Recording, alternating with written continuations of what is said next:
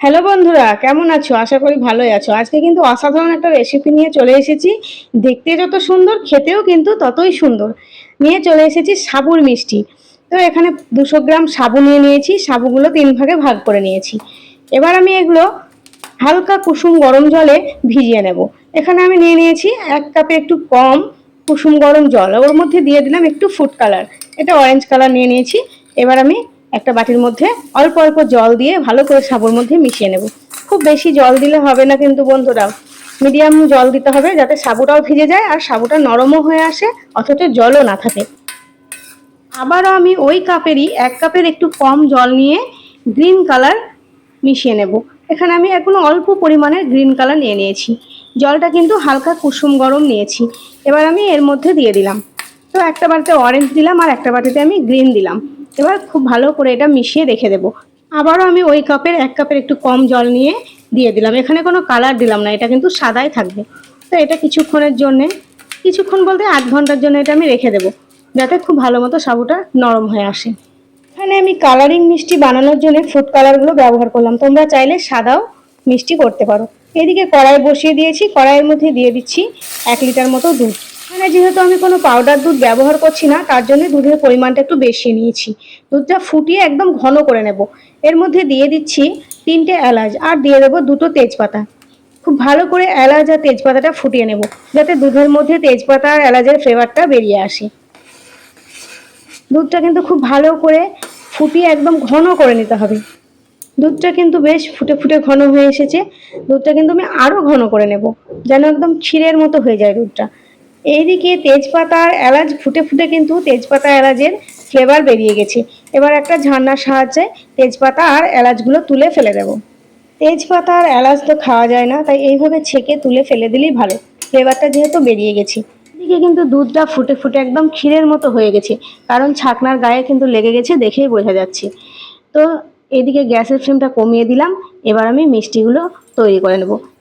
এদিকে কিন্তু সাবুর মধ্যে জলগুলো টেনে নিয়েছে আর সাবুটা কিন্তু ঝরঝরে হয়ে গেছে। এবার আমি হাত দিয়ে একটু ডলে ডলে এটা মেখে নেব। এবার হাতের সাহায্যে গোল গোল করে মিষ্টির মতো করে নেব। একদম রসগোল্লার মতো গোল গোল করে নিচ্ছি। এইভাবে সমস্ত সাবুগুলোই কিন্তু আমি গোল গোল করে মিষ্টির মতো করে নেব।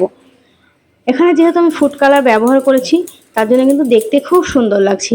আর এটা সৌন্দর্য বাড়ানোর জন্যই কিন্তু আমি ফুড কালার ব্যবহার করেছি। তোমরা চাইলে কিন্তু এটা এমনি সাদাও করে নিতে পারো। দেখতে কিন্তু খুবই সুন্দর লাগছে, একদম মনে হচ্ছে মিহিদানা। আর খেতেও কিন্তু এই সাবুর মিষ্টি দারুণ লাগে। একদম জেলি চকলেটগুলো যেরকম হয় না, সেরকম হয়। মুখে দিলেই গলে যায় আর খুব নরম হয় আর দেখতেও কিন্তু খুব সুন্দর লাগে। তো অবশ্যই তোমরা একবার বাড়িতে ট্রাই করে দেখবে। আর ভালো লাগলে আমাকে কমেন্ট করে জানাবে। যদি বাড়িতে কোনো গেস্ট আসে, এইভাবে সাবু দিয়ে মিষ্টি তৈরি করে কিন্তু গেস্টকে খাওয়াতে পারো। তারা কিন্তু খুবই নাম করবে, আশা করি তাদের ভালোই লাগবে। দোকান থেকে কিনে এনে তো সবাই খাওয়ায়, কিন্তু নিজে হাতে তৈরি করে খাওয়ানোর মজাই আলাদা। তো সমস্ত মিষ্টিগুলো আমার করে নেওয়া হয়ে গেছে। এবার এদিকে দুধটাও কিন্তু ফুটিয়ে ফুটিয়ে আমি ঘন করে নিয়েছি। এবার এক এক করে মিষ্টিগুলো দুধের মধ্যে দিয়ে দেব। খুব অল্প সময়ের মধ্যে কিন্তু এই মিষ্টি তৈরি করে নেওয়া যায়। এবার আমি মিষ্টিগুলো দুধের মধ্যে দিয়ে দিচ্ছি, এক এক করে দুধের মধ্যে দিয়ে দিচ্ছি। এটা কিন্তু বেশ কিছুক্ষণ সময় নিয়ে ফুটিয়ে নিতে হবে, যাতে মিষ্টিটা একদম নরম হয়ে আসে। সমস্ত মিষ্টিগুলো আমার দেওয়া হয়ে গেছে। খুব ভালো করে নেড়ে চেড়ে মিষ্টিগুলো দুধের মধ্যে ডুবিয়ে দেব। এবার খুব ভালো করে টকবক করে কিছুক্ষণ ফুটিয়ে নেব, যাতে মিষ্টিগুলো একদম সফট হয়ে যায়। এগুলো কিন্তু একদম জেলির মতো সফট হয়ে যাবে আর খেতেও কিন্তু খুব ভালো লাগবে। আর বাড়িতে বাচ্চা থাকলে ওরা কিন্তু দারুণ পছন্দ করবে। তো বাচ্চাদের জন্য এইভাবে কিন্তু সাবুর মিষ্টি বা সাবুর রসমালাই তৈরি করে দিতে পারেন।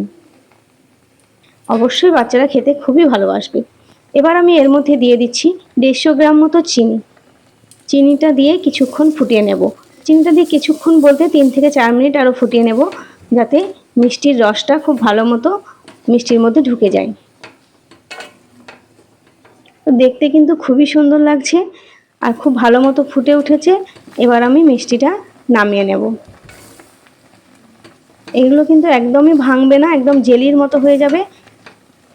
একদম হাতে দিলে মনে হবে যেন জেলি চকলেট হাতে দিচ্ছি, আর মুখে দেওয়া মাত্রই তো একদম গলে যাবে। সাবুর মিষ্টি বা সাবুর রসমালাই আমার কিন্তু হয়ে গেছে। গ্যাসটা এবার বন্ধ করে দিলাম। এবার আমি ঢেলে নেব। সাবু দিয়ে তৈরি মিষ্টি যদি আপনাদের ভালো লেগে থাকে তাহলে ভিডিওটিতে অবশ্যই একটি লাইক করবেন। আর চ্যানেলটি যদি সাবস্ক্রাইব করা না থাকে তাহলে চ্যানেলটিকে অবশ্যই সাবস্ক্রাইব করে পাশে থাকা বেল আইকনটি ক্লিক করে অল করে দেবেন, যাতে আমার ভিডিও নোটিফিকেশন সবার আগে আপনাদের কাছে পৌঁছে যায়। আবারও দেখা হবে পরের ভিডিওতে।